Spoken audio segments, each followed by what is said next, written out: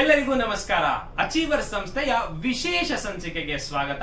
ನಾವು SSC GD exam 2022 ಏನಿದೆ so ಅದಕ್ಕಾಗಿ ವಿಶೇಷ ವಿಡಿಯೋ ಸರಣಿಯನ್ನ ಮಾಡ್ತಾ ಇದ್ದೇವೆ. ಸೊ ಕಳೆದ ಸಂಚಿಕೆಗಳಲ್ಲಿ 16 ನವೆಂಬರ್, 22 ನವೆಂಬರ್, 10 ಡಿಸೆಂಬರ್ 2021ನೇ ಸಾಲಿನ SSC GD ಯ ಹಲವಾರು ಶಿಫ್ಟ್ ಗಳಲ್ಲಿ ನಡೆದಂತಹ GK ಪ್ರಶ್ನೆಗಳೇನಿತ್ತು ಸೊ ಅದನ್ನ ವಿಶ್ಲೇಷಣೆಯನ್ನ ಮಾಡ್ತಾ ಬಂದಿದ್ವಿ. ಸೊ ಇವತ್ತಿನ ಸಂಚಿಕೆಯಲ್ಲಿ ಸಹ ಅದೇ ರೀತಿಯಾದಂತಹ ಒಂದು GK ಪ್ರಶ್ನೆಗಳನ್ನ ಆಯ್ದುಕೊಂಡು ವಿಶ್ಲೇಷಣೆ ಮಾಡ್ತಾ ಹೋಗೋಣ. ಸೊ ಒಂದೊಂದೇ ಪ್ರಶ್ನೆಯನ್ನ ನೋಡ್ತಾ ಹೋಗೋಣ. ಸೊ ಮೊದಲನೇ ಪ್ರಶ್ನೆ, increase in MSP has forced farmers to divert land from production of coarse grains to production of dash ಅಂತ ಹೇಳ್ಬಿಟ್ಟು, ಅಂದ್ರೆ ಈ MSP ಅನ್ನ ನಿಗದಿಪಡಿಸಿರೋದ್ರಿಂದ ರೈತರು ಕೋರ್ಸ್ ಗ್ರೇನ್ಸ್ ಅನ್ನ ಬೆಳೆಯುವ ಸಲುವಾಗಿ ಈಗ ಯಾವುದನ್ನ ಬೆಳೀತಾ ಇದ್ದಾರೆ ಅಂತ ಹೇಳ್ಬಿಟ್ಟು ಪ್ರಶ್ನೆ. ನಮ್ಮ ಆಪ್ಷನ್ಸ್ ಅನ್ನ ನೋಡೋಣ. Barley and jowar, wheat and rice, maize, small millets. ನಿಮ್ಗೆ ಉತ್ತರ ತಿಳಿದಿತ್ತು ಅಂತ ಹೇಳಿದ್ರೆ ನೀವು ಕಮೆಂಟ್ ಸೆಕ್ಷನ್ ಅಲ್ಲಿ ತಿಳಿಸಬಹುದು. ನಿಮ್ಗೆ 5 ಸೆಕೆಂಡ್ಗಳ ಕಾಲಾವಕಾಶ ಇರುತ್ತೆ. ಇದಕ್ಕೆ ಸರಿಯಾದ ಉತ್ತರವನ್ನು ನೋಡೋಣ. ಸರಿಯಾದ ಉತ್ತರ ಬಂದು ವೀಟ್ ಅಂಡ್ ರೈಸ್ ಅಂತ ಹೇಳ್ಬಿಟ್ಟು. ಸೊ ಸ್ನೇಹಿತರೆ, ಇದನ್ನ ಬಗ್ಗೆ ಅರ್ಥ ಮಾಡ್ಕೋಬೇಕು ಅಂದ್ರೆ ನೀವು ಈ MSP ಅನ್ನೋದೇನಿದೆ ಸೊ ಇದನ್ನ ನೀವು ಅರ್ಥ ಮಾಡ್ಕೋಬೇಕಾಗತ್ತೆ. ಸೊ MSP ಅಂದ್ರೆ ಮಿನಿಮಮ್ ಸಪೋರ್ಟ್ ಪ್ರೈಸ್ ಅಂತ. ಅಂದ್ರೆ ಈಗ ಒಂದು ಅಗ್ರಿಕಲ್ಚರಲ್ ಪ್ರೊಡ್ಯೂಸ್ ಇದೆ, ಸೊ ಅದರ ಬೆಲೆ ದಿಢೀರನೆ ಕಮ್ಮಿ ಆಗತ್ತೆ. ಸೊ ಹಾಗಾಗಿ ಈ ರೈತರು ಅದನ್ನ ಬೆಳಿಲಿಕ್ಕೆ ಅಂತ ಕಾಸ್ಟ್ ಆಫ್ ಪ್ರೊಡಕ್ಷನ್ ಎಷ್ಟು ಹಾಕಿರ್ತಾರೆ ಸೊ ಅದಕ್ಕಿಂತ ಬೆಲೆ ಕಡಿಮೆ ಆಯ್ತು ಅಂದ್ರೆ ರೈತರಿಗೆ ಲಾಸ್ ಆಗತ್ತೆ. ಸೊ ಹಾಗಾಗಿ ಸರ್ಕಾರ ಏನ್ ಮಾಡುತ್ತೆ, MSP ಮಿನಿಮಮ್ ಸಪೋರ್ಟ್ ಪ್ರೈಸ್ ಅಂದ್ರೆ ಹಲವಾರು ಫ್ಯಾಕ್ಟರ್ಸ್ ನ ಕನ್ಸಿಡರೇಷನ್ ಮಾಡಿ ಈ ಮಿನಿಮಮ್ ಸಪೋರ್ಟ್ ಪ್ರೈಸ್ ಅನ್ನ ನಿಗದಿಪಡಿಸುತ್ತೆ. ಸೊ ಇದು ಖಾರಿಫ್ ಕ್ರಾಪ್ಸ್ ಆಗಿರ್ಬೋದು, ರಾಬಿ ಕ್ರಾಪ್ಸ್ ಆಗಿರ್ಬೋದು, ಈ ರೀತಿ ಒಂದು 22 ಅಗ್ರಿಕಲ್ಚರಲ್ ಪ್ರಾಡಕ್ಟ್ಸ್ ಗೆ ಒಂದು ಮಿನಿಮಮ್ ರೇಟ್ ಅನ್ನ ಫಿಕ್ಸ್ ಮಾಡಿರುತ್ತೆ. ಸೊ ಆವಾಗ ರೈತರು ದಿಢೀರನೆ ಬೆಲೆ ಕಮ್ಮಿ ಆದರೂ ಸಹ ಅದೇ ಬೆಲೆಗೆ ತಮ್ಮ ಅಗ್ರಿಕಲ್ಚರಲ್ ಪ್ರಾಡಕ್ಟ್ಸ್ ಅನ್ನ ಮಾರಾಟ ಮಾಡಬಹುದು. ಸೊ ಹಾಗಾಗಿ ಈ ಮಿನಿಮಮ್ ಸಪೋರ್ಟ್ ಪ್ರೈಸ್ ಜನರಲ್ ಆಗಿ ಸೀರಿಯಲ್ಸ್ ಆಗಿರ್ಬೋದು ಅಥವಾ ಆಯಿಲ್ ಸೀಡ್ಸ್ ಆಗಿರ್ಬೋದು, ಸೊ ಈ ರೀತಿ ಹಲವಾರು ಕ್ರಾಪ್ ಗಳಿಗೆ ನೀಡಲಾಗುತ್ತೆ. ಸೊ ಇದರಿಂದ ಕೋರ್ಸ್ ಗ್ರೇನ್ಸ್ ಇಂದ ವೀಟ್ ಮತ್ತೆ ರೈಸ್ ಗೆ MSP ಗಳು ಕೊಟ್ಟಿರೋದ್ರಿಂದ ಸೊ ರೈತರು ಅದನ್ನ ಬೆಳೀತಾ ಇದ್ದಾರೆ ಅಂತ ಹೇಳ್ಬಿಟ್ಟು ಸೊ ನೀವು ತಿಳ್ಕೊಬೇಕಾಗತ್ತೆ. ಇದ್ರ ಬಗ್ಗೆ ನಿಮ್ಗೆ ಮಾಹಿತಿ ಇರ್ಲಿ ಅಂತ ಹೇಳ್ತಾ ಮುಂದಿನ ಪ್ರಶ್ನೆಯನ್ನ ನೋಡೋಣ. The excessive quantities of chemical which get washed away from the fields act as nutrients for dash to flourish. ಅಂದ್ರೆ ಕೆಮಿಕಲ್ ನ ಏನ್ ಹಾಕ್ತಿವಿ ಫರ್ಟಿಲೈಸರ್ ಮುಖಾಂತರ ಸೊ ಅದು ಯಾವ ಒಂದು ವಸ್ತುವಿನ ಫ್ಲರಿಶಿಂಗ್ ಆಗ್ಲಿಕ್ಕೆ ಕಾರಣವಾಗತ್ತೆ ಅಂತ ಹೇಳ್ಬಿಟ್ಟು ಪ್ರಶ್ನೆ. ನಮ್ಮ ಆಪ್ಷನ್ಸ್ ಅನ್ನ ನೋಡೋಣ. Algae, fungi, bacteria, soil. So ಇದಕ್ಕೆ ನಿಮ್ಗೆ ಉತ್ತರ ತಿಳಿದಿತ್ತು ಅಂತ ಹೇಳಿದ್ರೆ ನೀವು ಕಮೆಂಟ್ ಸೆಕ್ಷನ್ ಅಲ್ಲಿ ತಿಳಿಸಬಹುದು. ನಿಮಗೆ 5 ಸೆಕೆಂಡ್ಗಳ ಕಾಲಾವಕಾಶ ಇರುತ್ತೆ. ಇದಕ್ಕೆ ಸರಿಯಾದ ಉತ್ತರವನ್ನು ನೋಡೋಣ. ಆಲ್ಗೆ. ಹಾಗಾದ್ರೆ ಈ ಫಂಗೈ ಅನ್ನೋದೇನಿದೆ ಸೊ ಈ ಫಂಗೈ ಬೆಳಿಬೇಕು ಅಂತ ಹೇಳಿದ್ರೆ ಅದಕ್ಕೆ ಸ್ಯೂಟಬಲ್ ಆದಂತಹ ಎನ್ವಿರಾನ್ಮೆಂಟಲ್ ಕಂಡೀಷನ್ ಇರಬೇಕಾಗತ್ತೆ. ಆ ಸಾಯಿಲ್ ಅಲ್ಲಿ ಇರುವಂತಹ ಆರ್ಗ್ಯಾನಿಕ್ ಕಂಟೆಂಟ್ ಜಾಸ್ತಿ ಇರಬೇಕಾಗತ್ತೆ. ಸೊ ಫಂಗೈ ಪ್ಯಾರಸೈಟ್ ಆಗಿ ಕೂಡ ಅಂದ್ರೆ ಇನ್ನೊಂದರ ಜೀವಿಯ ಅವಲಂಬಿತವಾಗಿ ಸಹ ಬೆಳೆಯುತ್ತೆ, ಅದೇ ಸಪರೇಟ್ ಆಗಿ ಬೆಳೆಯುತ್ತೆ. ಅದಕ್ಕೆ ಬೇಕಾದಂತಹ ಆರ್ಗ್ಯಾನಿಕ್ ಕಂಟೆಂಟ್ ಆ ಮಣ್ಣಲ್ಲಿ ಇರಬೇಕಾಗತ್ತೆ. ಸೊ ಇನ್ನು ಬ್ಯಾಕ್ಟೀರಿಯಾ ಬೆಳಿಬೇಕು ಅಂತ ಹೇಳಿದ್ರೆ ಅದಕ್ಕೆ ಮಾಯಿಸ್ಟ್ ಅಥವಾ ವಾರ್ಮ್ ಕಂಡೀಷನ್ ಇರಬೇಕಾಗತ್ತೆ. ಸೊ ಇದರಿಂದ ಬ್ಯಾಕ್ಟೀರಿಯಾಗಳು ಫ್ಲರಿಶ್ ಆಗತ್ತೆ. ಸೊ ಗಿಡಕ್ಕೆ ಹಾಕಿರುವಂತಹ ಕೆಮಿಕಲ್ ಫರ್ಟಿಲೈಸರ್ಸ್ ನ ನ್ಯೂಟ್ರಿಯೆಂಟ್ಸ್ ರೀತಿ ತಗೊಂಡು ಯಾವ ಜೀವಿ ಬೆಳೆಯುತ್ತೆ ಅಂದ್ರೆ ಅದು ಆಲ್ಗೆ ಆಗಿರುತ್ತೆ. ಸೊ ಇದ್ರ ಬಗ್ಗೆ ನಿಮ್ಗೆ ಮಾಹಿತಿ ಇರ್ಲಿ ಅಂತ ಹೇಳ್ತಾ ಮುಂದಿನ ಪ್ರಶ್ನೆಯನ್ನ ನೋಡೋಣ. What is the least required for production of goods and services? ಅಂದ್ರೆ ಈ ಪ್ರೊಡಕ್ಷನ್ ಆಫ್ ಗೂಡ್ಸ್ ಅಂದ್ರೆ ಒಂದು ಗೂಡ್ಸ್ ಅನ್ನ ನಿರ್ಮಿಸಲು ಅಥವಾ ಅದನ್ನ ಸರ್ವಿಸಸ್ ಮಾಡ್ಲಿಕ್ಕೆ ಈ ಕೆಳಗಿನ ಯಾವ ವ್ಯವಸ್ಥೆ ತುಂಬಾ ಕಡಿಮೆ ಬೇಕಾಗತ್ತೆ ಅಂತ ನಮ್ಮ ಆಯ್ಕೆಗಳನ್ನ ನೋಡೋಣ. Land and other natural resources, people to do the work, tools, raw materials and money. 4ನೇ option institutes to educate people. So ಈ 4ರಲ್ಲಿ ಯಾವುದು ಗೂಡ್ಸ್ ಅನ್ನ ಪ್ರೊಡಕ್ಷನ್ ಮಾಡಕ್ಕಾಗ್ಲಿ ಅಥವಾ ಸರ್ವಿಸಸ್ ನ ಕೊಡ್ಲಿಕ್ಕಾಗ್ಲಿ ಕಡಿಮೆ ಬೇಕಾಗತ್ತೆ ಅಂದ್ರೆ ನಿಮ್ಗೆ ಉತ್ತರ ತಿಳಿದಿತ್ತು ಅಂತ ಹೇಳಿದ್ರೆ ನೀವು ಕಮೆಂಟ್ ಸೆಕ್ಷನ್ ಅಲ್ಲಿ ತಿಳಿಸಬಹುದು. ಇದಕ್ಕೆ ಸರಿಯಾದ ಉತ್ತರ ನೋಡೋಣ. ಸರಿಯಾದ ಉತ್ತರ ಬಂದು ಇನ್ಸ್ಟಿಟ್ಯೂಟ್ಸ್ ಟು ಎಜುಕೇಟ್ ಪೀಪಲ್. ಹೌದು ಸ್ನೇಹಿತರೆ, ಒಂದು ಪ್ರೊಡಕ್ಷನ್ ಮಾಡ್ಬೇಕಂತ ಹೇಳಿದ್ರೆ ಅದಕ್ಕೆ ಲ್ಯಾಂಡ್ ಬೇಕಾಗತ್ತೆ, ನ್ಯಾಚುರಲ್ ರಿಸೋರ್ಸಸ್ ಬೇಕಾಗತ್ತೆ, ಅದರಲ್ಲಿ ಕೆಲಸ ಮಾಡುವಂತಹ ಲೇಬರರ್ಸ್ ಬೇಕಾಗತ್ತೆ, ಟೂಲ್ಸ್ ಬೇಕಾಗತ್ತೆ, ರಾ ಮೆಟೀರಿಯಲ್ಸ್ ಬೇಕಾಗತ್ತೆ ಹಾಗೂ ಹಣ ಬೇಕಾಗತ್ತೆ. ಆದ್ರೆ ಅದನ್ನ ಅಲ್ಲಿರುವಂತಹ ಸ್ಕಿಲ್ಡ್ ಲೇಬರ್ಸ್ ಗೆ ಒಂದು ಇನ್ಸ್ಟಿಟ್ಯೂಟ್ ಅಥವಾ ಒಂದು ಎಜುಕೇಟ್ ಮಾಡುವಂತಹ ಇನ್ಸ್ಟಿಟ್ಯೂಟ್ಸ್ ನ ವ್ಯವಸ್ಥೆ ತುಂಬಾ ಕಡಿಮೆ ಬೇಕಾಗಿರುತ್ತೆ ಇವೆಲ್ಲದಕ್ಕೆ ಕಂಪೇರ್ ಮಾಡಿದ್ರೆ. ಸೊ ಹಾಗಾಗಿ ಈ 4ನೇ ಆಪ್ಷನ್ ಸರಿಯಾಗತ್ತೆ. ಇದ್ರ ಬಗ್ಗೆ ನಿಮ್ಗೆ ಮಾಹಿತಿ ಇರ್ಲಿ ಅಂತ ಹೇಳ್ತಾ ಮುಂದಿನ ಪ್ರಶ್ನೆಯನ್ನ ನೋಡೋಣ. The Dronacharya award is associated with ಅಂತ, ಅಂದ್ರೆ ಈ ರೀತಿ ಅವಾರ್ಡ್ಸ್ ಮೇಲೆ ನಿಮ್ಗೆ ಪ್ರಶ್ನೆ ಬರೋದು ಬಹಳ ಸಹಜವಾಗಿರುತ್ತೆ. ಸೊ ಪ್ರತಿ ವರ್ಷ ಹಲವಾರು ರಾಷ್ಟ್ರೀಯ ಅಂತಾರಾಷ್ಟ್ರೀಯ ಅವಾರ್ಡ್ಗಳು ಬರುತ್ತೆ. ಸೊ ಇದಕ್ಕೆ ನೀವು ಪ್ರಚಲಿತ ಘಟನೆಗಳನ್ನ ಫಾಲೋ ಮಾಡಬೇಕಾಗತ್ತೆ. ಸೊ ಇದ್ರ ಬಗ್ಗೆ ದ್ರೋಣಾಚಾರ್ಯ ಅವಾರ್ಡ್ ಏನಿದೆ, ಸೊ ಇದು ಯಾವುದಕ್ಕೆ ಸಂಬಂಧಿಸಿದೆ ಅಂತ ಹೇಳ್ಬಿಟ್ಟು ಪ್ರಶ್ನೆ. ಸೊ ನಮ್ಮ ಆಯ್ಕೆಗಳನ್ನ ನೋಡೋಣ. Famous artisans, outstanding coaches in sports and games, exceptional warriors, eminent doctors and surgeons. ನಿಮ್ಗೆ ಉತ್ತರ ತಿಳಿದಿತ್ತು ಅಂತ ಹೇಳಿದ್ರೆ ನೀವು ಕಮೆಂಟ್ ಸೆಕ್ಷನ್ ಅಲ್ಲಿ ತಿಳಿಸಬಹುದು. ನಿಮ್ಗೆ 5 ಸೆಕೆಂಡ್ಗಳ ಕಾಲಾವಕಾಶ ಇರುತ್ತೆ. ನಿಮಗೆ ಸರಿಯಾದ ಉತ್ತರವನ್ನ ನೋಡೋಣ. ಸರಿಯಾದ ಉತ್ತರ ಬಂದು outstanding coaches in sports and games ಅಂತ. ಸೊ ಈ ದ್ರೋಣಾಚಾರ್ಯ ಅವಾರ್ಡ್ ಅನ್ನ ಹೇಳೋದಾದ್ರೆ ಇದು 1985ರಿಂದ ಪ್ರಾರಂಭವಾಗಿದೆ. ಇದುವರೆಗೂ 136 ಅವಾರ್ಡ್ಗಳಿಗೆ ಇದನ್ನ ನೀಡಲಾಗಿದೆ. ಇದು ಗವರ್ಮೆಂಟ್ ಆಫ್ ಇಂಡಿಯಾದಿಂದ ಸ್ಪೋರ್ಟ್ಸ್ ಅಲ್ಲಿ ಅತ್ಯುತ್ತಮ ಕೋಚಿಂಗ್ ಅನ್ನ ನೀಡುವಂತಹ ಕೋಚಸ್ಗೆ, ಔಟ್ಸ್ಟ್ಯಾಂಡಿಂಗ್ ಕೋಚಸ್ಗೆ ಈ ದ್ರೋಣಾಚಾರ್ಯ ಅವಾರ್ಡ್ ಅನ್ನ ನೀಡಲಾಗುತ್ತೆ. 2022ರಲ್ಲಿ ಕೂಡ 4 ಜನಕ್ಕೆ ದ್ರೋಣಾಚಾರ್ಯ ಅವಾರ್ಡ್ ಸಿಕ್ಕಿದೆ. ಆರ್ಚರಿ ಆಗಿರ್ಬೋದು, ರೆಸ್ಲಿಂಗ್ ಆಗಿರ್ಬೋದು, ಬಾಕ್ಸಿಂಗ್ ಆಗಿರ್ಬೋದು, ಹಾಗೆ ಶೂಟಿಂಗ್ ಅಲ್ಲಿ ನಿಮ್ಗೆ ಈ ಬಾರಿಯ ದ್ರೋಣಾಚಾರ್ಯ ಅವಾರ್ಡ್ ಗಳು ಸಿಕ್ಕಿದೆ. ದ್ರೋಣಾಚಾರ್ಯ ಅವಾರ್ಡ್ ಅಲ್ಲೇ ಲೈಫ್ ಟೈಮ್ ಅಚೀವ್ಮೆಂಟ್ ಅವಾರ್ಡ್ ತರ ಕೂಡ ಕೊಡ್ತಾರೆ. ಸೊ ಅದು ಕೂಡ 2022ರಲ್ಲಿ ಕ್ರಿಕೆಟ್ ನಲ್ಲಿ ನೀಡಲಾಗಿದೆ. ಕ್ರಿಕೆಟ್ ನಲ್ಲಿ ದಿನೇಶ್ ಲಾಡ್ ಅವರಿಗೆ ಈ ಬಾರಿಯ Dronacharya award life time achievement award ನ ಕೊಟ್ಟಿದ್ದಾರೆ. ಇದೇ ರೀತಿಯಾದಂತಹ ಅವಾರ್ಡ್ಸ್ ವಿಚಾರವಾಗಿ ನಿಮಗೆ ಗೊತ್ತಾಗಬೇಕು ಅಂತ ಹೇಳಿದ್ರೆ ನೀವು ನಮ್ಮ ಸ್ಪರ್ಧಾ ಅಶ್ವಮೇಧ ಪ್ರಚಲಿತ ಘಟನೆಗಳ ಮಾಸ ಪತ್ರಿಕೆಯನ್ನ ಡೌನ್ಲೋಡ್ ಮಾಡ್ಕೋಬೇಕಾಗತ್ತೆ. ಸೊ ಅದಕ್ಕಾಗಿ ಲಿಂಕ್ ಅನ್ನ ಟೆಲಿಗ್ರಾಮ್ ಗ್ರೂಪ್ ಗಳನ್ನ ನಿಮ್ಗೆ ಕೆಳಗೆ ನೀಡಿರ್ತೇವೆ, ಅದನ್ನ ನೀವು ಫಾಲೋ ಮಾಡಬಹುದಾಗಿರುತ್ತೆ. ಸೊ ಇನ್ನು ಮುಂದಿನ ಪ್ರಶ್ನೆಯನ್ನ ನೋಡೋಣ. ಮುಂದಿನ ಪ್ರಶ್ನೆ, as part of nationally determined contribution as per Paris Accords of climate change, India has made a pledge that by 2030 dash of our installed power generation capacity shall be from non-fossil fuel sources ಅಂತ. ಅಂದ್ರೆ question ಏನ್ ಹೇಳ್ತಾ ಇದೆ ಅಂದ್ರೆ Paris Accord ಆಗಿದೆ. Paris Accord 2016ರಲ್ಲಿ sign ಆಗಿತ್ತು. So ಇದ್ರ ಪ್ರಕಾರ UNFCCC ಅಂದ್ರೆ United nation frame work convention on climate change ಅಂತ ಹೇಳ್ಬಿಟ್ಟು ಏನ್ ಮಾಡಲಾಗಿತ್ತು.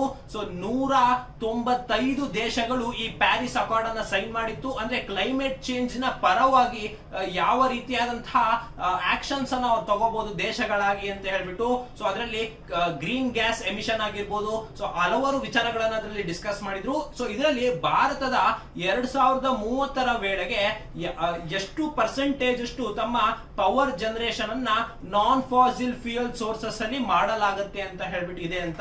ಸೊ ಇದು ನಿಮ್ಗೆ ಪ್ಯಾರಿಸ್ ಅಕಾರ್ಡ್ ಬಗ್ಗೆ ನಿಮ್ಗೆ ಮಾಹಿತಿ ಇತ್ತು ಅಂತ ಹೇಳಿದ್ರೆ ನೀವು ಇದನ್ನ ಹೇಳ್ಬೋದಾಗಿರುತ್ತೆ. ಉತ್ತರ ತಿಳಿದಿತ್ತು ಅಂದ್ರೆ ನೀವು ಕಮೆಂಟ್ ಸೆಕ್ಷನ್ ಅಲ್ಲಿ ತಿಳಿಸಬಹುದು. ಇದಕ್ಕೆ ಸರಿಯಾದ ಉತ್ತರವನ್ನು ನೋಡೋಣ. ಸರಿಯಾದ ಉತ್ತರ ಬಂದು 40%. ಹೌದು ಸ್ನೇಹಿತರೆ, 40% ಆಫ್ ಪವರ್ ಜನರೇಷನ್ ಏನಿದೆ ಭಾರತದಲ್ಲಿ 2030ರ ವೇಳೆಗೆ ನಾನ್ ಫಾಸಿಲ್ ಫ್ಯೂಯಲ್ ಸೋರ್ಸಸ್ ಇಂದ ಬರಲಿದೆ ಅಂತ. ಈಗ ಆಲ್ರೆಡಿ ಹಲವಾರು ಸೋಲಾರ್ ಎನರ್ಜಿ ಪ್ಯಾನಲ್ ಗಳನ್ನ ಮಾಡಲಾಗ್ತಿದೆ. ಅತಿ ದೊಡ್ಡ ಫ್ಲೋಟಿಂಗ್ ಸೋಲಾರ್ ಪ್ಯಾನಲ್ ಆಗಿರ್ಬೋದು. ಸೊ ಈ ರೀತಿ ಎಲ್ಲ ಪ್ರಚಲಿತ ಘಟನೆಗಳಲ್ಲಿ ಬರುತ್ತೆ. ಸೊ ಇದ್ರ ಬಗ್ಗೆ ನಿಮ್ಗೆ ಮಾಹಿತಿ ಇರಲಿ ಅಂತ ಹೇಳ್ತಾ ಮುಂದಿನ ಪ್ರಶ್ನೆಯನ್ನ ನೋಡೋಣ. Article 72 of the constitution of India deals with, ಅಂದ್ರೆ ಈ ರೀತಿ ಪಾಲಿಟಿಯಲ್ಲಿ ಆರ್ಟಿಕಲ್ಸ್ ರಿಲೇಟೆಡ್ ಆದಂತಹ ಪ್ರಶ್ನೆಗಳು ನಿಮಗೆ SSC GD ಪರೀಕ್ಷೆಯಲ್ಲಿ ಬರುತ್ತೆ. ಸೊ ಆರ್ಟಿಕಲ್ 72 ಏನಿದೆ, ಸೊ ಇದು ಯಾವುದಕ್ಕೆ ಸಂಬಂಧಪಟ್ಟಿದೆ ಅಂತ ನಮ್ಮ ಆಯ್ಕೆಗಳನ್ನ ನೋಡೋಣ. Conduct of business of government of India, qualification of membership of the parliament, the constitution of the parliament, the power of the president to grant pardons ಅಂತ ಹೇಳ್ಬಿಟ್ಟು. ಸೊ ನಿಮಗೆ ಉತ್ತರ ತಿಳಿದಿತ್ತು ಅಂತ ಹೇಳಿದ್ರೆ ನೀವು ಕಮೆಂಟ್ ಸೆಕ್ಷನ್ ಅಲ್ಲಿ ತಿಳಿಸಬಹುದು. ಇದಕ್ಕೆ ಸರಿಯಾದ ಉತ್ತರನ ನೋಡೋಣ. ಸರಿಯಾದ ಉತ್ತರ ಬಂದು option D, the power of president to grant pardons ಅಂತ. ಅಂದ್ರೆ ಯಾರೋ ಒಬ್ಬ ಅಪರಾಧಿಗೆ ಡೆತ್ ಸೆಂಟೆನ್ಸ್ ಆಗಿದೆ ಅಥವಾ ಕೋರ್ಟ್ ಮಾರ್ಷಿಯಲ್ ಆಗಿದೆ. ಸೊ ಅವರು ಅಕಸ್ಮಾತ್ ಪ್ರೆಸಿಡೆಂಟ್ ಅವರಿಗೆ ಪಾರ್ಡನ್ ಅನ್ನ ಮಾಡಿ ಅಥವಾ ಈ ರೀತಿಯಾದಂತಹ ಸೆಂಟೆನ್ಸಸ್ ಇಂದ ನಮ್ಮನ್ನ ಹೊರತನ್ನಿ ಪಾರ್ಡನಿಂಗ್ ಗೆ ಅವಕಾಶವನ್ನ ಕಾನ್ಸ್ಟಿಟ್ಯೂಷನ್ ಆಫ್ ಇಂಡಿಯಾ ಮಾಡಿಕೊಟ್ಟಿದೆ. ಸೊ ಇದು ಪ್ರೆಸಿಡೆಂಟ್ ಗೆ ಈ ರೀತಿಯಾದಂತಹ ಒಂದು ಪವರ್ ಇರುತ್ತೆ. ಆ ಪವರ್ ಅನ್ನ ನೀಡುವಂತಹ ಆರ್ಟಿಕಲ್ ಯಾವುದು ಅಂದ್ರೆ ಆರ್ಟಿಕಲ್ 72. ಹಾಗಾದ್ರೆ ಬರೀ ಪ್ರೆಸಿಡೆಂಟಿಗೆ ಅಷ್ಟೇನಾ ಈ ರೀತಿ ಪಾರ್ಡನಿಂಗ್ ಪವರ್ ಇರೋದು ಅಂದ್ರೆ ಅಲ್ಲ ಸ್ನೇಹಿತರೆ, ಗವರ್ನರಿಗೂ ಸಹ ಇರುತ್ತೆ, ಒಂದು ಸ್ಟೇಟ್ ಗವರ್ನರಿಗೂ ಸಹ ಇರುತ್ತೆ. ಆದ್ರೆ ಸ್ಟೇಟ್ ಗವರ್ನರಿಗೆ ಯಾವ ರೀತಿ ಪಾರ್ಡನಿಂಗ್ ಪವರ್ ಪ್ರೆಸಿಡೆಂಟಿಗೆ ಆರ್ಟಿಕಲ್ 72ರಿಂದ ಪವರ್ ಸಿಗುತ್ತೋ ಅದೇ ಪವರ್ ಆರ್ಟಿಕಲ್ 161ರಿಂದ ಗವರ್ನರ್ ಗಳಿಗೆ ಕೂಡ ಪಾರ್ಡನಿಂಗ್ ಪವರ್ ಅನ್ನ ಕಾನ್ಸ್ಟಿಟ್ಯೂಷನ್ ಆಫ್ ಇಂಡಿಯಾ ಮಾಡಿಕೊಡುತ್ತೆ. ಹಾಗಾದ್ರೆ ಈ ಪಾರ್ಡನಿಂಗ್ ಪವರ್ ಗೆ ಲಿಮಿಟೇಷನ್ಸ್ ಇಲ್ವಾ ಅಂತ ಅಂದ್ರೆ ಅದು ಕೂಡ ಇದೆ. ಲಿಮಿಟೇಷನ್ಸ್ ಏನಂತ ಹೇಳಿದ್ರೆ, ಒಬ್ಬ ಪ್ರೆಸಿಡೆಂಟ್ ಈ ಪಾರ್ಡನಿಂಗ್ ಅನ್ನೋದನ್ನ ಇಂಡಿಪೆಂಡೆಂಟ್ ಡಿಸಿಷನ್ ಮಾಡೋ ಹಾಗಿಲ್ಲ, ತಮ್ಮ ಕೌನ್ಸಿಲ್ ಆಫ್ ಮಿನಿಸ್ಟರ್ಸ್ ನ ರೆಕಮೆಂಡೇಶನ್ ಅನ್ನ ತಗೋಬೇಕಾಗತ್ತೆ ಈ ಪಾರ್ಡನಿಂಗ್ ಪವರ್ ಅನ್ನ ಎಕ್ಸರ್ಸೈಸ್ ಮಾಡಬೇಕು ಅಂತ ಹೇಳಿದ್ರೆ. ಸೊ ಆರ್ಟಿಕಲ್ 72 ಪ್ರೆಸಿಡೆಂಟಿನ ಪಾರ್ಡನ್ ಅನ್ನ ಗ್ರಾಂಟ್ ಮಾಡುವಂತಹ ಪವರ್ ಅನ್ನ ಆರ್ಟಿಕಲ್ 72 ನೀಡುತ್ತೆ. ಇದ್ರ ಬಗ್ಗೆ ನಿಮ್ಗೆ ಮಾಹಿತಿ ಇರಲಿ ಅಂತ ಹೇಳ್ತಾ ಮುಂದಿನ ಪ್ರಶ್ನೆಯನ್ನ ನೋಡೋಣ. Many scholars argue that the Mesopotamian people of Tigris and Euphrates Valley called Indus Valley civilization as ಅಂತ ಅಂದ್ರೆ ಈ ಮೆಸೊಪಟೋಮಿಯಾ ಸಿವಿಲೈಸೇಷನ್ ಏನಿದೆ ಅಥವಾ ನಾಗರಿಕತೆ ಏನಿದೆ, ಇವರು ಸಿಂಧು ನಾಗರಿಕತೆಯ ಜನರಿಗೆ ಏನಂತ ಕರಿತಾ ಇದ್ರು ಅಂತ ಹೇಳ್ಬಿಟ್ಟು ನಮ್ಮ ಆಯ್ಕೆಗಳನ್ನ ನೋಡೋಣ.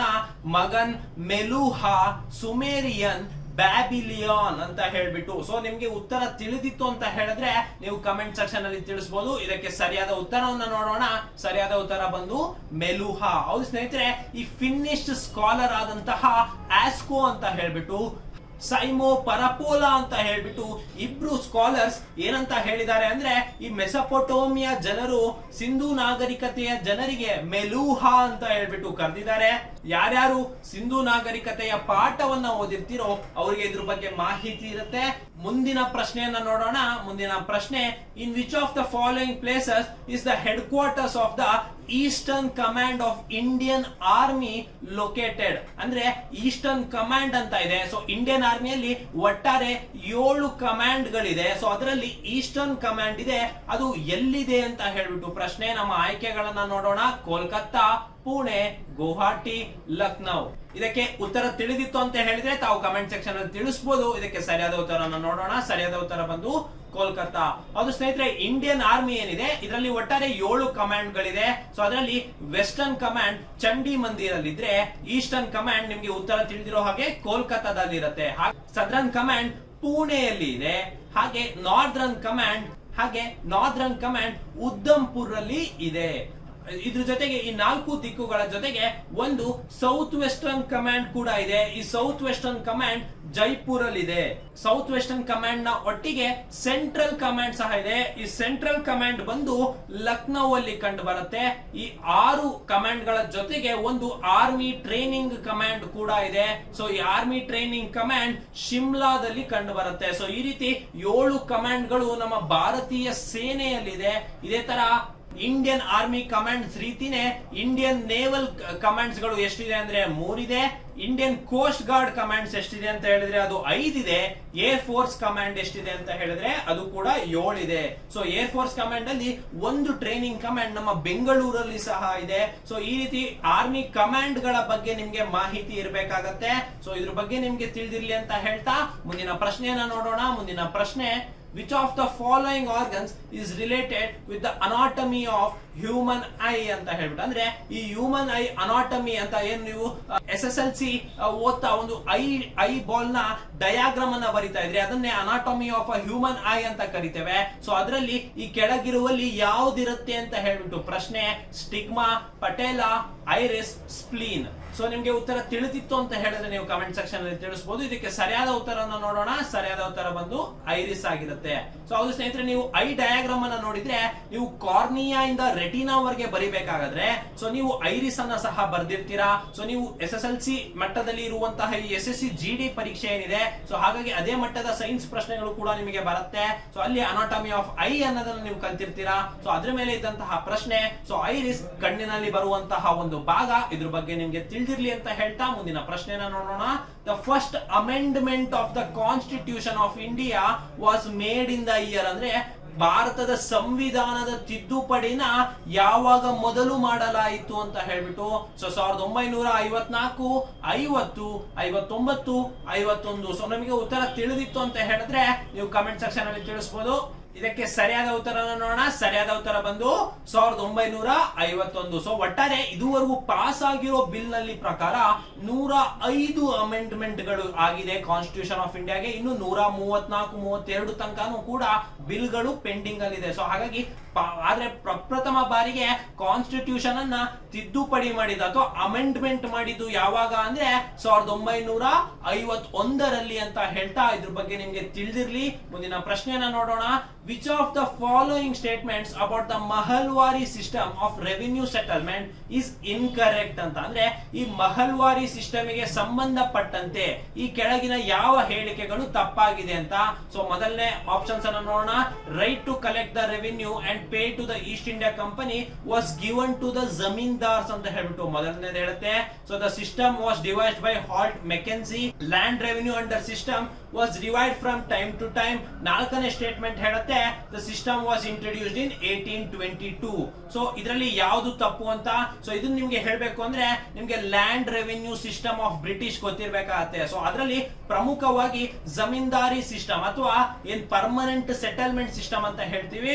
ಸೊ ಇದು 1993ರಲ್ಲಿ ಲಾರ್ಡ್ ಕಾರ್ನ್ವಾಲಿಸ್ ಸ್ಟಾರ್ಟ್ ಮಾಡ್ತಾರೆ ಬೆಂಗಾಲ್ ಪ್ರಾವಿನ್ಸ್ ಅಲ್ಲಿ. ಇದರಲ್ಲಿ ಜಮೀನ್ದಾರರಿಗೆ ಲ್ಯಾಂಡ್ ರೆವಿನ್ಯೂ ಅನ್ನ ಕಲೆಕ್ಟ್ ಮಾಡ್ಕೊಳ್ಳುವಂತಹ ಅವಕಾಶ 1/11 ಆಫ್ ದ ಟ್ಯಾಕ್ಸ್ ಅನ್ನ ಅವ್ರು ಹಿಡ್ಕೊಂಡು 10/11 ಆಫ್ ಟ್ಯಾಕ್ಸ್ ಅನ್ನ ಬ್ರಿಟಿಷ್ ಗೆ ಕೊಡಬೇಕು ಅಂತ ಈ ಪರ್ಮನೆಂಟ್ ಸೆಟಲ್ಮೆಂಟ್ ಸಿಸ್ಟಮ್ ಅಥವಾ ಜಮೀನ್ದಾರಿ ಸಿಸ್ಟಮ್ ಅಂತ ಲಾರ್ಡ್ ಕಾರ್ನ್ವಾಲಿಸ್ ಇಂದ ಏನ್ ಹೇಳ್ತೇವೆ. ಸೊ ಅದರಲ್ಲಿ ಈ ರೀತಿಯಾದಂತಹ ಸಿಸ್ಟಮ್ ಇರುತ್ತೆ. ಸೊ ಹಾಗಾಗಿ ಈ ಮೊದಲನೇ ಸ್ಟೇಟ್ಮೆಂಟ್ ಏನಿದೆ ಸೊ ಇದು ತಪ್ಪಾಗತ್ತೆ. ಯಾಕಂದ್ರೆ ಇಲ್ಲಿ ಮಹಲ್ವಾರಿ ವ್ಯವಸ್ಥೆ ಬಗ್ಗೆ ಕೇಳ್ತಾ ಇದ್ದಾರೆ, ಆದ್ರೆ ಮೊದಲನೇ ಇರುವಂತಹ ಸ್ಟೇಟ್ಮೆಂಟ್ ಜಮೀನ್ದಾರಿ ಸಿಸ್ಟಮ್ ಬಗ್ಗೆ ಇದೆ. ಸೊ ಅದಾದ ನಂತರ ರಯತ್ವಾರಿ ಸಿಸ್ಟಮ್ ಅಂತ ಬರುತ್ತೆ. ಸೊ ಇದು ಥಾಮಸ್ ಮುನ್ರೋ ಅವರು ಮಡ್ರಾಸ್ ಪ್ರಾವಿನ್ಸ್ ನಲ್ಲಿ ಸ್ಟಾರ್ಟ್ ಮಾಡ್ತಾರೆ. ಆದ್ರೆ ಇದನ್ನ ಡಿವೈಸ್ ಮಾಡಿದಂತವ್ರು ಅಲೆಕ್ಸಾಂಡರ್ ರೀಡ್ ಆಗಿರ್ತಾರೆ. ಇದನ್ನ 1820 ಆಸ್ಪಾಸಿನಲ್ಲಿ ಈ ರೀತಿಯಾದಂತಹ ರಯತ್ವಾರಿ ಸಿಸ್ಟಮ್ ಅನ್ನ ಮಾಡ್ತಾರೆ. ಸೊ ಜಮೀನ್ದಾರಿ ಸಿಸ್ಟಮ್ ಜೊತೆಗೆ ರಯತ್ವಾರಿ ಸಿಸ್ಟಮ್ ನ ಲೂಪ್ ಹೋಲ್ಸ್ ಅನ್ನ ಸರಿ ಮಾಡಿಕೊಂಡು ಈ ರೀತಿ ಮಹಲ್ವಾರಿ ಸಿಸ್ಟಮ್ ಅನ್ನ ಶುರು ಮಾಡ್ತಾರೆ. ಸೊ ಇದನ್ನ ಶುರು ಮಾಡೋದು ಯಾರು ಅಂತ ಹೇಳಿದ್ರೆ ಹಾಲ್ಟ್ ಮೆಕೆನ್ಸಿ. ಆದ್ರೆ ಇದು ಪಾಪ್ಯುಲರ್ ಆಗೋದು 1833 ಸಮಯದಲ್ಲಿ ಲಾರ್ಡ್ ವಿಲಿಯಂ ಬೆಂಟಿಕ್ ಬಂದಾಗ. ಸೊ ಹಾಗಾಗಿ ಮಹಲ್ವಾರಿ ಸಿಸ್ಟಮ್ ನ 1822ಗೆ ಇಂಟ್ರೊಡ್ಯೂಸ್ ಆಗಿತ್ತು. ಸೊ ಹಾಗಾಗಿ ನಾಲ್ಕನೇ ಸ್ಟೇಟ್ಮೆಂಟ್ ಕೂಡ ಸರಿಯಾಗುತ್ತೆ. ಮತ್ತೆ ಇದನ್ನ ರಿವೈಸ್ ಮಾಡಿದ್ದಾರೆ ಫ್ರಮ್ ಟೈಮ್ ಟು ಟೈಮ್. ನಾನು ನಿಮ್ಗೆ ಹೇಳಿದಾಗೆ ಜಮೀನ್ದಾರಿ ಸಿಸ್ಟಮ್ ನ ಲೂಪ್ ಹೋಲ್ಸ್ ನ ಇಟ್ಕೊಂಡು ರಯತ್ವಾರಿ ಸಿಸ್ಟಮ್ ಅನ್ನ ತಂದ್ರು. ಅವೆರಡರನ್ನ ಇಂಪ್ರೂವೈಸ್ ಮಾಡಿ ನಿಮ್ಗೆ ಮಹಲ್ವಾರಿ ವ್ಯವಸ್ಥೆಯನ್ನ ತಂದ್ರು. ಸೊ ಹಾಗಾಗಿ ರಿವೈಸ್ ಕೂಡ ಮಾಡಿದ್ದಾರೆ. ಮತ್ತೆ ನಿಮ್ಗೆ ಹೇಳಿರೋ ಹಾಗೆ ಎಲ್ಲರೂ ವಿಲಿಯಂ ಬೆಂಟಿಂಕ್ ಅಂತ ಅನ್ಕೊಂಡಿರ್ತಾರೆ, ಆದ್ರೆ ಅಲ್ಲ, ಹಾಲ್ಟ್ ಮೆಕೆನ್ಸಿ ಅವರು ಈ ಮಹಲ್ವಾರಿ ವ್ಯವಸ್ಥೆಯನ್ನ ಶುರು ಮಾಡಿರ್ತಾರೆ. ಆದ್ರೆ ಪಾಪ್ಯುಲರೈಸ್ ಮಾಡಿದ್ದು ವಿಲಿಯಂ ಬೆಂಟಿಕ್. ಸೊ ಹಾಗಾಗಿ ಈ ಮೂರು ಹೇಳಿಕೆಗಳು ಸರಿಯಾಗಿರುತ್ತೆ, ಮೊದಲನೇದು ತಪ್ಪಾಗಿರುತ್ತೆ. ಸೊ ಅದೇ ಸರಿಯಾದ ಉತ್ತರವಾಗಿರುತ್ತೆ. So the right to collect revenue and pay to the East India company was given to the zamindars ಬಂದು ಜಮೀನ್ದಾರಿ ಸಿಸ್ಟಮ್ ಅಥವಾ ಪರ್ಮನೆಂಟ್ ಸೆಟಲ್ಮೆಂಟ್ ಸಿಸ್ಟಮ್ ನಲ್ಲಿ ಇದು ಬರುತ್ತೆ. ಸೊ ಇದ್ರ ಬಗ್ಗೆ ನಿಮ್ಗೆ ತಿಳಿದಿರಲಿ. ಮುಂದಿನ ಪ್ರಶ್ನೆನ ನೋಡೋಣ. Bengal broke away from the Mughal control under dash who was the deputy governor of the province. ಅಂದ್ರೆ ಬೆಂಗಾಲ್ ಬ್ರೋಕ್ ಆದಾಗ ಸೊ ಯಾರು ಗವರ್ನರಿಗೆ ಡೆಪ್ಯೂಟಿ ಆದಂತವ್ರು ಅಂತ ಹೇಳ್ಬಿಟ್ಟು ನಮ್ಮ ಆಯ್ಕೆಗಳನ್ನ ನೋಡೋಣ. ಶೈಸ್ತಾ ಖಾನ್, ಕಾಸಿಂ ಖಾನ್, ಫರೂಕ್ ಸಿಯಾರ್. ನಾಲ್ಕನೇ ಆಪ್ಷನ್ ಮುರ್ಷದ್ ಕುಲಿ ಖಾನ್. ಸೊ ಹಾಗಾದ್ರೆ ನಿಮ್ಗೆ ಉತ್ತರ ತಿಳಿದಿತ್ತು ಅಂತ ಹೇಳಿದ್ರೆ ನೀವು ಕಮೆಂಟ್ ಸೆಕ್ಷನ್ ಅಲ್ಲಿ ತಿಳಿಸಬಹುದು. ಇದಕ್ಕೆ ಸರಿಯಾದ ಉತ್ತರನ ನೋಡೋಣ. ಸರಿಯಾದ ಉತ್ತರ ಬಂದು ಮುರ್ಷದ್ ಕುಲಿ ಖಾನ್. ಸೊ ಇದ್ರ ಬಗ್ಗೆ ನಿಮ್ಗೆ ತಿಳಿದಿರಲಿ ಅಂತ ಹೇಳ್ತಾ ಮುಂದಿನ ಪ್ರಶ್ನೆನ ನೋಡೋಣ. GVA is the measure of the value of goods and services produced in an area, industry or sector of an economy. What is the full form of GVA? So ಈ GVA ಅನ್ನೋದನ್ನ ಏನಂತ ಮಾಡ್ತಾರೆ ಅಂದ್ರೆ ಈಗ ಒಂದು ರಾಜ್ಯದ ಅಥವಾ ಒಂದು ದೇಶದ GDP ಏನಿದೆ ಸೊ ಅದನ್ನ ಸಮತೋಲನ ಮಾಡಲು ಈ GVA ಅನ್ನ ಅದಕ್ಕೆ ಕೂಡಿಸ್ತಾರೆ. ಸೊ ಹಾಗಾದ್ರೆ ಆ GVA ನ ಫುಲ್ ಫಾರ್ಮ್ ಏನು ಅಂತ ನಮ್ಮ ಆಯ್ಕೆಗಳನ್ನ ನೋಡೋಣ. Growth value added, growth value asset, gross value added, gross value asset ಅಂತ ಹೇಳ್ಬಿಟ್ಟು. ಸೊ ನಿಮ್ಗೆ ಉತ್ತರ ತಿಳಿದಿತ್ತು ಅಂತ ಹೇಳಿದ್ರೆ ನೀವು ಕಮೆಂಟ್ ಸೆಕ್ಷನ್ ಅಲ್ಲಿ ತಿಳಿಸಬಹುದು. ನಿಮ್ಗೆ 5 ಸೆಕೆಂಡ್ಗಳ ಕಾಲಾವಕಾಶ ಇರುತ್ತೆ. ಇದಕ್ಕೆ ಸರಿಯಾದ ಉತ್ತರವನ್ನು ನೋಡೋಣ. ಸರಿಯಾದ ಉತ್ತರ ಬಂದು ಗ್ರಾಸ್ ವ್ಯಾಲ್ಯೂ ಆಡೆಡ್ ಅಂತ. ಸೊ ಈ GVA ಏನು GDP ಗೆ ಆಡ್ ಮಾಡ್ತಾರೆ. ಸೊ GDP ಬಂದು ಬಹಳ ಪ್ರಮುಖವಾದಂತಹ ಒಂದು ಎಕಾನಮಿ, ದೇಶದ ಒಂದು ಎಕಾನಮಿಯನ್ನ ಹೇಳುವಂತಹ ಒಂದು ಸೂಚ್ಯಂಕ ಇದಾಗಿರುತ್ತೆ. ಸೊ ಅದೇ ರೀತಿ ಅದಕ್ಕೆ ಸಮತೋಲನ ಮಾಡಲು GVA ಅನ್ನ ಮಾಡ್ತಾರೆ. ಸೊ GVA ಅಂದ್ರೆ ಗ್ರಾಸ್ ವ್ಯಾಲ್ಯೂ ಆಡೆಡ್ ಅಂತ ಹೇಳ್ಬಿಟ್ಟು. ಹೆಚ್ಚಿನ ಮಾಹಿತಿ ಬೇಕಾದಲ್ಲಿ ನಮ್ಮನ್ನ ಸಂಪರ್ಕಿಸಿ ಅಂತ ಹೇಳ್ತಾ, ಇದೇ ರೀತಿಯಾದಂತಹ ಕಂಟೆಂಟ್ ಗೆ ನೀವು ನಮ್ಮ ಅಚೀವರ್ಸ್ ಅಕಾಡೆಮಿಯ ಯೂಟ್ಯೂಬ್ ಚಾನೆಲ್ ಏನಿದೆ ಸೊ ಅದನ್ನ ಸಬ್ಸ್ಕ್ರೈಬ್ ಮಾಡ್ಕೋಬೇಕಾಗುತ್ತೆ. ಸೊ ಬ್ಯಾಂಕಿಂಗ್, ರೈಲ್ವೇಸ್, RRB ಈ ರೀತಿ ಸೆಂಟ್ರಲ್ ಗವರ್ಮೆಂಟ್ ಎಕ್ಸಾಮ್ಸ್ ಗೆ ಅಚೀವರ್ಸ್ ಬ್ಯಾಂಕಿಂಗ್ ಚಾನೆಲ್ ಅನ್ನ ಸಬ್ಸ್ಕ್ರೈಬ್ ಮಾಡ್ಬೇಕಾಗುತ್ತೆ. ಹೊಸ ಬ್ಯಾಚ್ ಗಳು ಪ್ರಾರಂಭವಾಗ್ತಿದೆ, ಅದರ ಮಾಹಿತಿಗೆ ನಮ್ಮ ಕಚೇರಿಗೆ ಭೇಟಿ ನೀಡಬೇಕಾಗತ್ತೆ. ಹಾಗೂ ಪ್ರಚಲಿತ ಘಟನೆಗಳ ಮಾಸ ಪತ್ರಿಕೆ ಆದಂತಹ ಸ್ಪರ್ಧಾ ಅಶ್ವಮೇಧವನ್ನ ನಿಮಗೆ ಬೇಕಾದಲ್ಲಿ ನಮ್ಮ ಟೆಲಿಗ್ರಾಮ್ ಗುಂಪು ಮತ್ತೆ ವಾಟ್ಸ್ಆಪ್ ಗುಂಪುಗಳಿಗೆ ಜಾಯಿನ್ ಆಗಬೇಕಾಗತ್ತೆ. ಲಿಂಕ್ ಅನ್ನ ಡಿಸ್ಕ್ರಿಪ್ಷನ್ ಅಲ್ಲಿ ನೀಡಿರ್ತೇವೆ. ಇದೇ ರೀತಿ ನಮ್ಮನ್ನ ಫಾಲೋ ಮಾಡಿ ಅಂತ ಹೇಳ್ತಾ ಧನ್ಯವಾದಗಳು.